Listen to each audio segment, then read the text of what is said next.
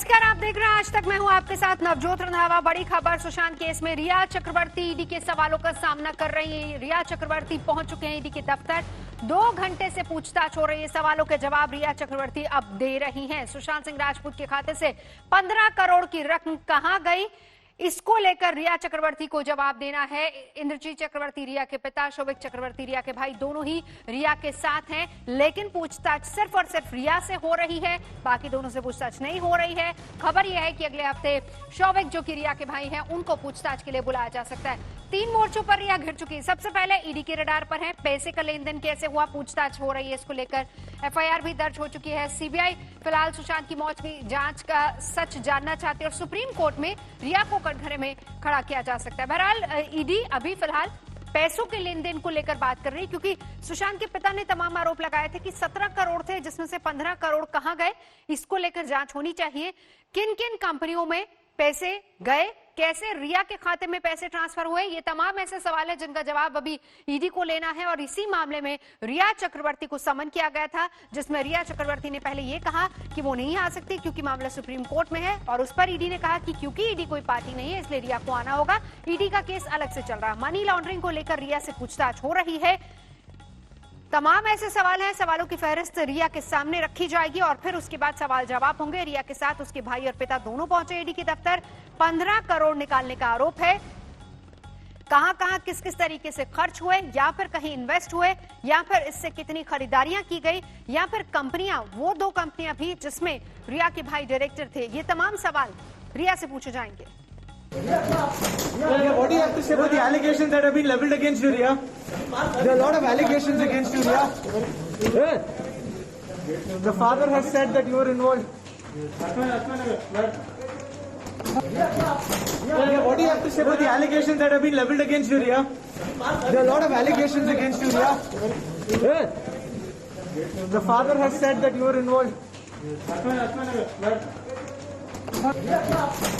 What do you have to say about the allegations that have been leveled against you, Riya? There are a lot of allegations against you, Riya. The father has said that you were involved. What do you have to say about the allegations that have been leveled against you, Riya? ये सवाल रिया जिस वक्त दफ्तर जा रही थी, ED के दफ्तर पहुंच रही थी, उस वक्त पत्रकारों ने उनसे किए कि आपको क्या कहना है जो तमाम आरोप आप पर लगाए गए हैं। सुशांत के पिता ने गंभीर आरोप लगाए हैं आप पर, आपको उस पर क्या कहना है। रिया कुछ नहीं बोली। अपने भाई और पिता के साथ वो ईडी के दफ्तर पहुंची और किसी के सवाल का कोई जवाब नहीं दिया। इस वक्त रिया से सवाल जवाब ईडी कर रही है।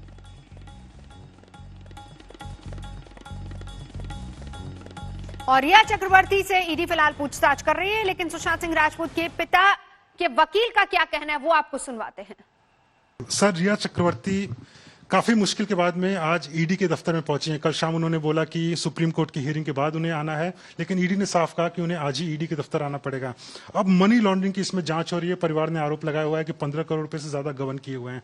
किस तरह के तथ्य अभी तक आप लोग के सामने आए थे जिसके आधार पर एफआईआर दर्ज हुई थी, और जब रिया पहुंची है तो क्या आपको लगता है जांच सही दिशा में हो रही है?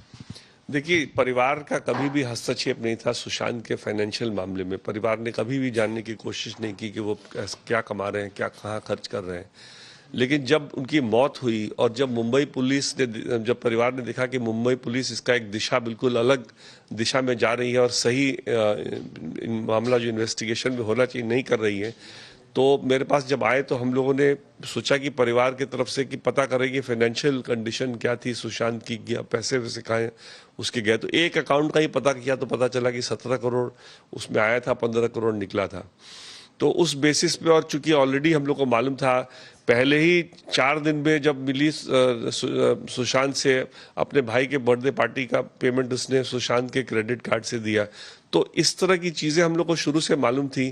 तो हमने कहा कि इसका एंगल डेफिनेटली होगा, क्योंकि वो पैसा इतना, आफ्टर ऑल सुशांत ने कोई प्रॉपर्टी नहीं खरीदी, कोई बड़ी गाड़ी नहीं खरीदी।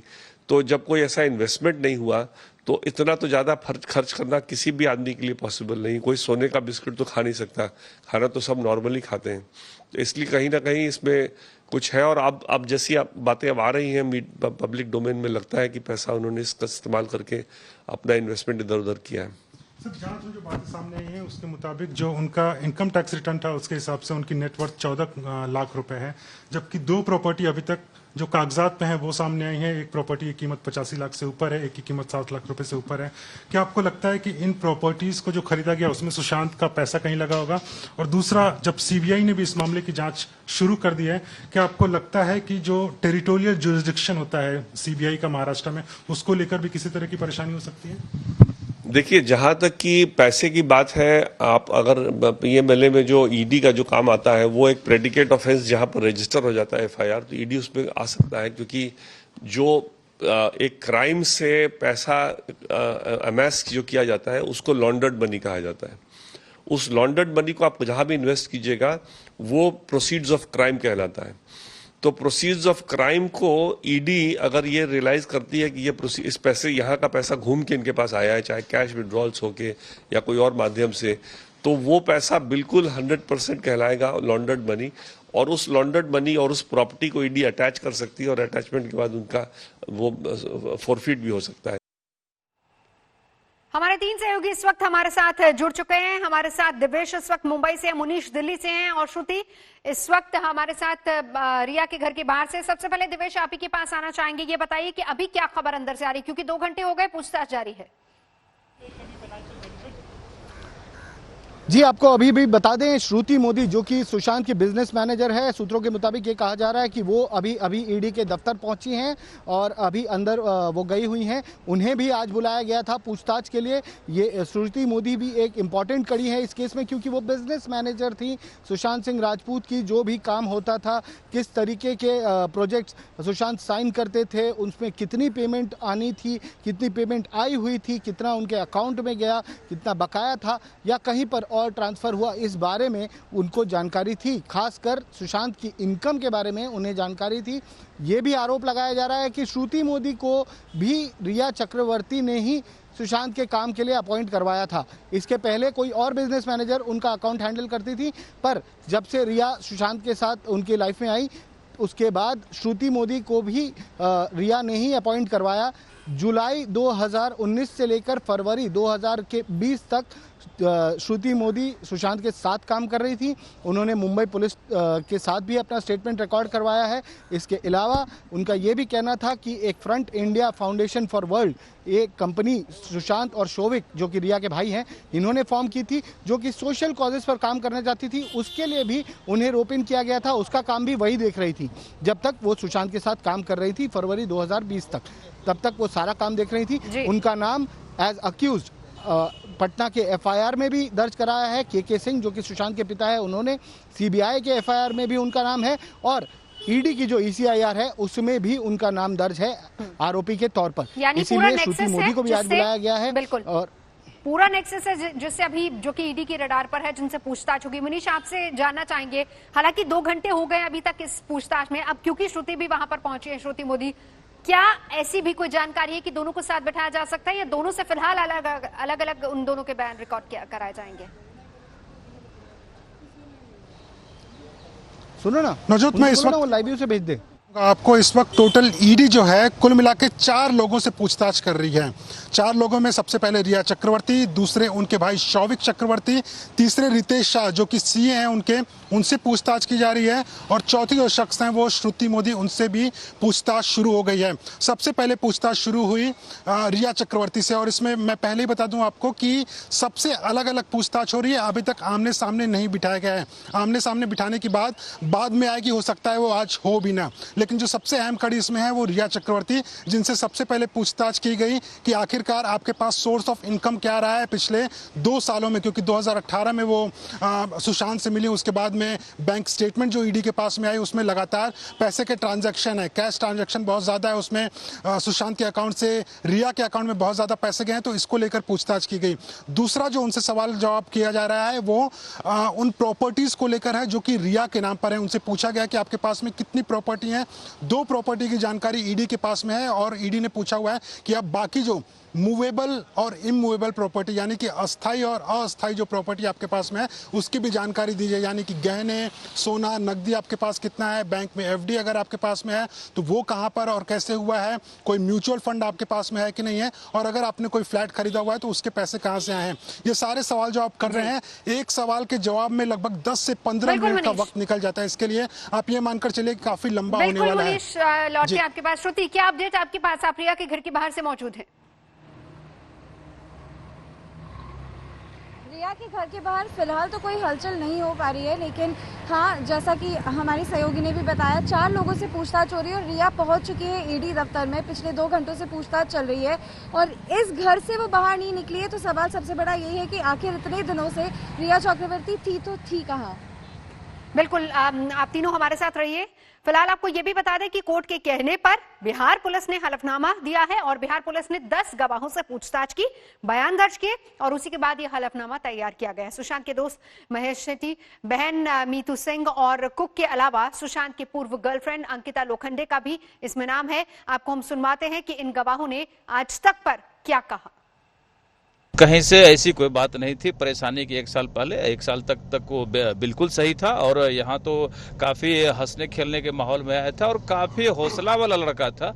और इतना सारा हौसला उत्साहित लड़का कैसे परेशान हो सकता है? तो इसमें बहुत बड़ा कहीं न कहीं एक षड्यंत्र है, साजिश है जो रिया चक्रवर्ती पर आरोप लग रहा है। तो तमाम चीजों का जांच हो। जिस सुशांत को जानती हूँ और जिस सुशांत के साथ मैं इतने साल तक रही हूँ, जिंदगी जीने वाला लड़का, वो छोटी छोटी चीजों को इतना बड़ा बना देता था में, इतनी खुशियों से वो करता था और हर चीज की सीखने की चाह थी, हर चीज वो सीखना चाहता था, हर चीज वो करना चाहता था, हर चीज में अपने प्लानिंग्स कर रखे थे उसमें। आप 5 साल के बाद वो क्या बनेगा, क्या करेगा, किस डेट पे, ये तक उसके प्लान होते थे जिंदगी के। तो ऐसा लड़का ये ऐसा कुछ हो जाएगा और ऐसा कुछ कर लेगा।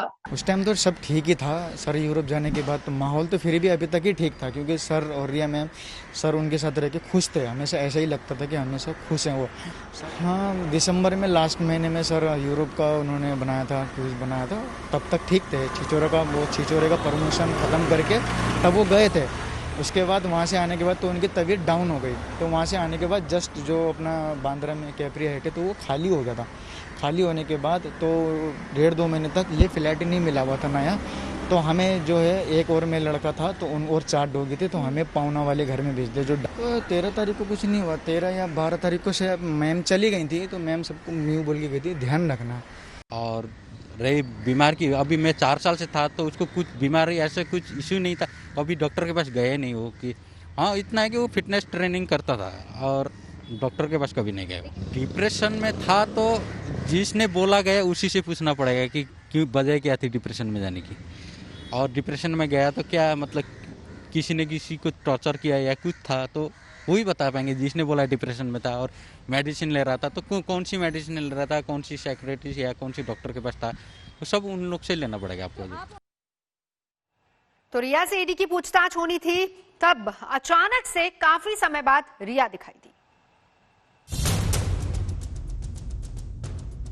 Allegations that have been leveled against you, Riya. There are a lot of allegations against you, Riya. Yes. The father has said that you were involved. जिस रिया पर सुशांत को आत्महत्या के लिए उकसाने का आरोप है, वो आज कई दिनों बाद सामने आई। जिस रिया को सुशांत का परिवार सुशांत की मौत का गुनहगार मानता है, वो आज ईडी के दफ्तर पहुंच गई।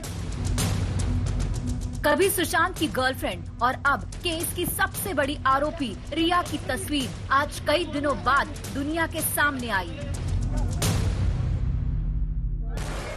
दोपहर 12 बजे मुंबई में ईडी के दफ्तर में अचानक रिया की एंट्री ने सबको चौंका दिया। मुंबई में ईडी के दफ्तर के ठीक बाहर रिया की गाड़ी रुकी। सूट पहने, सिर पर चुन्नी लिए, मुंह पर मास्क लगाए रिया ईडी के दफ्तर की ओर बढ़ी। रिया के साथ उनका परिवार भी था। रिया का भाई शौविक और पिता इंद्रजीत चक्रवर्ती भी रिया के साथ ईडी के दफ्तर पहुंचे। बिना कुछ बोले, बिना किसी सवाल का जवाब दिए, रिया ने अपने कदम उन सवालों की तरफ बढ़ाए जिससे वो अब तक भागना चाह रही थी। ईडी के दफ्तर में रिया का सामना मनी लॉन्ड्रिंग केस के आरोपों से होगा। सुशांत के 15 करोड़ के हिसाब किताब से होगा।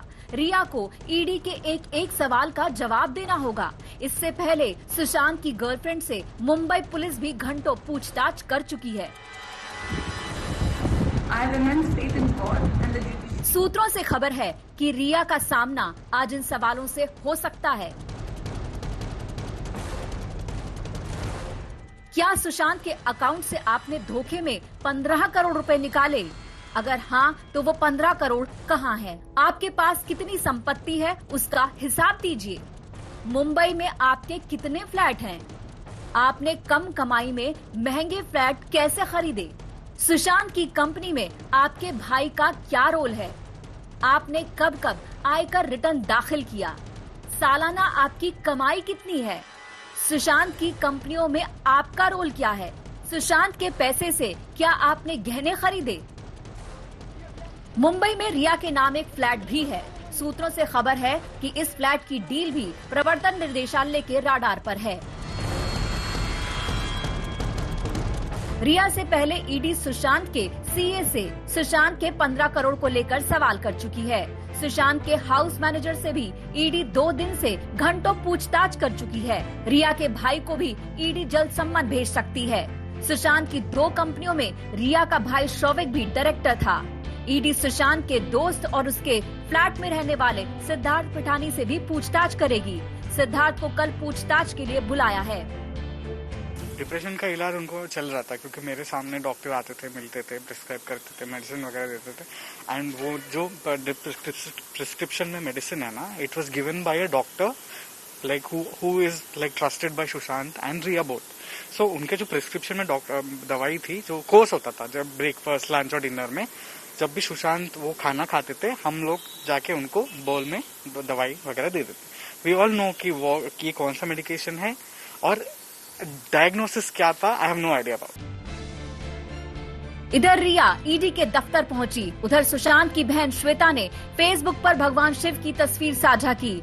लिखा, हर हर महादेव, भगवान हमारे साथ हैं। जैसे जैसे रिया पर शिकंजा कस रहा है, परिवार की इंसाफ की उम्मीद बढ़ गई है। प्रवर्तन निर्देशालय ने रिया और उसके परिवार के खिलाफ केस दर्ज किया है। मनी लॉन्ड्रिंग के एंगल से जांच हो रही है। रिया का अब सामना तीखे सवालों से होगा। रिया बोलेगी, एक एक राज खुलेगा। मुंबई से पंकज उपाध्याय के साथ विद्या, आज तक।